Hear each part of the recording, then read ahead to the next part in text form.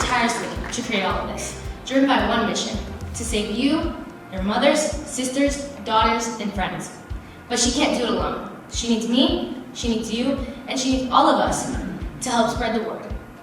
Today, she's here to teach you why we are dying too soon and what we can do to prevent it. But this can't end here. Take this message home. Share it with everyone, because this isn't just about saving your life.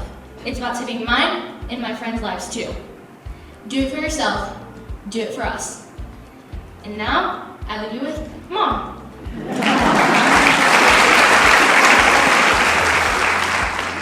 Every year when we do this, it fills my heart to know that people are interested in the topic, but that tells you the need that we have in our community for education. These women are looking for somebody to advocate for them, and I'm here as their advocate. I came out here because I know that Dr. Alvarez happens to be a big advocate for walking and exercise, and I teach all the walking classes in the villages, all the beginning race walking classes and the walking fitness classes. So I wanted to hear what she has to say regarding exercise and heart disease.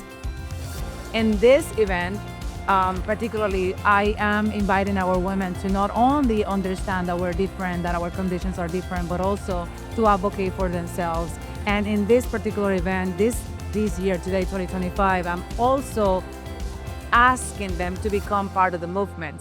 I watched the podcast and was interested in how she kept talking about a cardiac evaluation and some of the silent things that we might not recognize that could actually be triggering, do we have a problem? And so that really interested me. I'm going to ask the women that receive the red bandana to stand up and come to the front.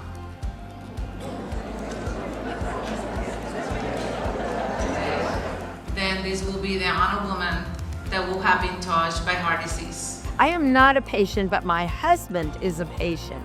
For his birthday, he decided he wanted to find a cardiologist in the villages, sort of get a baseline, and decided to give himself that for a birthday present. Came in to see Dr. Alvarez, and why did he pick Dr. Alvarez?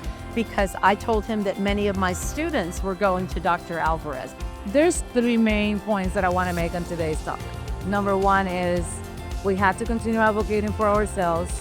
Number two is don't wait until you're sick to seek medical attention, to get checked, to get your heart checked. And number three is I need you to help me spread the word. So if there's a message, it's gonna be spread the word, don't keep it.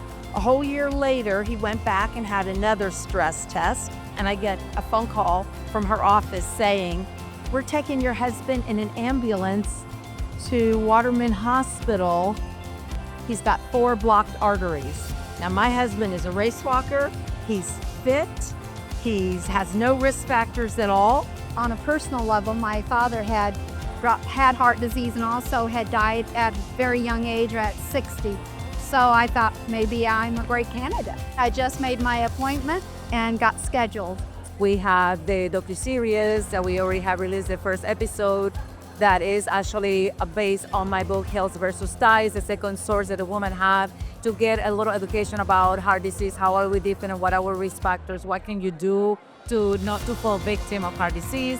We also have the podcast, I Am You, which is a place that we can have very meaningful conversation with women. We also have our social media, Facebook, NITZAMD, Instagram. And so we will continue to speak until one day we remove heart disease as the number one killer from the statistics. And until then, you're going to continue seeing material on those channels.